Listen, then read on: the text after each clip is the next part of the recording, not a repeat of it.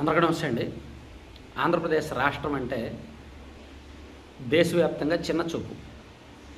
ఇక్కడ కుల రాజకీయాలు ఎక్కువ, విద్వేషాలు ఎక్కువ, కన్నింగ్ పాలిటిక్స్ ఎక్కువ, కుట్ర రాజకీయాలు ఎక్కువ అని ఒక చిన్న చూపు. పెట్టుబడిదారులు అందరూ కూడా వెళ్ళిపోయారు, అక్షరాస్యతలో వెనుకబడి ఉంది అని, చిల్లర రాజకీయాలు, చీప్ రాజకీయాలు ఉంటాయి అని ఒక చిన్న చూపు. కానీ వాటన్నింటినీ తోసిరాజని చంద్రబాబు నాయుడు గారు ఇమేజ్ని, ఆయన బ్రాండ్ని నమ్మి చంద్రబాబు గారు ఉంటే బాగుంటుంది, సో ఆయన చూసుకుంటాడు, సో మేము పరిశ్రమలు పెట్టవచ్చు, మా పెట్టుబడులు సురక్షితం అని నమ్మి ప్రపంచవ్యాప్తంగా ప్రముఖ సంస్థలు ఆంధ్రప్రదేశ్లో పెట్టుబడులకు ముందుకొచ్చాయి. ఖచ్చితంగా ఇది చంద్రబాబు నాయుడు గారి క్రెడిటే అంటాను నేను. ప్లస్ పై స్థాయిలో, ఉన్నత స్థాయిలో కేంద్ర ప్రభుత్వ సహకారం, నరేంద్ర మోదీ గారి సహకారం కూడా ఉండొచ్చు. అండ్ లోకేష్ గారు సమన్వయం చేసుకోవడం, లైజనింగ్ అది కూడా ఉండొచ్చు. ఎందుకంటే నిన్న ఒప్పందాల నెంబర్ చూస్తే, ఒప్పందాల విలువ చూస్తే ఖచ్చితంగా ఆశ్చర్యకరం. యాక్చువల్లీ 10 రోజుల కిందట జరిగిన ప్రెస్ మీట్లో నారా లోకేష్ గారు ఏం చెప్పారంటే 410 ఒప్పందాలు జరుగుతాయి, 9,76,000 కోట్ల విలువైన ఒప్పందాలు జరుగుతాయి, దాని ద్వారా 7.5 లక్షల మందికి ఉద్యోగాలు వస్తాయని చెప్పారు.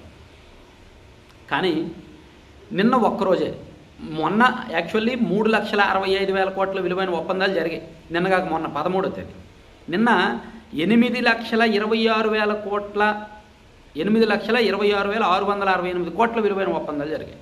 నిన్న మార్నింగ్ సెషన్ అంతా కూడా డిస్కషన్స్ జరిగాయి, స్పీచ్లు ఇచ్చారు, రకరకాల చర్చలు ఇవన్నీ జరిగాయి.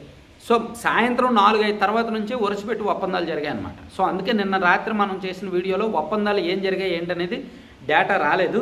సో ఓవరాల్గా డేటా చూసుకుంటే విద్యుత్ రంగంలోనే, ఓన్లీ విద్యుత్ రంగంలో 5,11,502 కోట్లు పెట్టుబడులు అంట. అంటే ఈ సోలార్ విద్యుత్తు తయారు చేయడం కావచ్చు, ఈ రెన్యూవబుల్ ఎనర్జీ ఉన్నాయి కదా, సో దానికి సంబంధించి. అలాగే ఐటీ అండ్ ఈసీలో 2,05,008 కోట్లు, సిఆర్డీఏలో 50,511 కోట్లు, మున్సిపల్ పురపాలక శాఖ రంగంలో 4,944 కోట్లు, ఫుడ్ ప్రాసెసింగ్లో 13,009 కోట్లు, పరిశ్రమలు వాణిజ్యంలో 2,68,248 కోట్లు, ఐటీఈఎస్లో 1,38,752 కోట్లు అన్నమాట మొత్తం ఒప్పందాల విలువ. సో ఒకసారి ఎంఓయూ జరిగితే ఇంక పరిశ్రమ మాదే, ఖచ్చితంగా పరిశ్రమలు పెట్టాల్సిందే. 6 నెలల్లోగా గ్రౌండింగ్ చేపిస్తాము. ఇలా గ్రౌండింగ్ చేయించడానికి ఒక టీం నిరంతరం ఆ పెట్టుబడులు, పరిశ్రమలు, ఎంఓయూ కుదుర్చుకున్న సంస్థతో లైజనింగ్ సంప్రదింపులు జరుపుతూనే ఉంటుంది అని లోకేష్ గారు అండ్ చంద్రబాబు గారు చెప్పారు. సో స్పీడ్ ఆఫ్ డూయింగ్ బిజినెస్లో మేము ముందుంటాము, సో ఖచ్చితంగా వాళ్ళకి ఇవ్వాల్సిన ప్రోత్సాహకాలు ముందే ఇస్తాము. ఒప్పందం జరిగిందే అంటే ఇంక ఖచ్చితంగా పరిశ్రమ పెట్టుబడి రావాల్సిందే అని చాలా స్పష్టంగా చెప్పారు.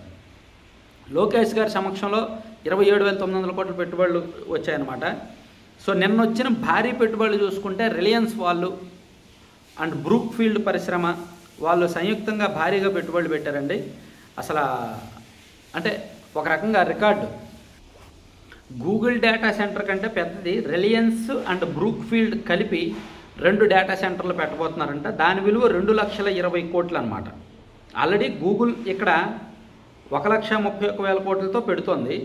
ఇప్పుడు రిలయన్స్ 1,10,000 కోట్లతో, అలాగే బ్రూక్ ఫీల్డ్ కూడా 1,06,000 కోట్లతో ఇక్కడ డేటా సెంటర్ పెట్టడానికి ముందుకొచ్చారు.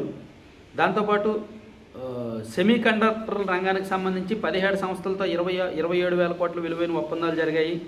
అలాగే డ్రోను, స్పేస్ సిటీలకు సంబంధించి ఒప్పందాలు జరిగాయి.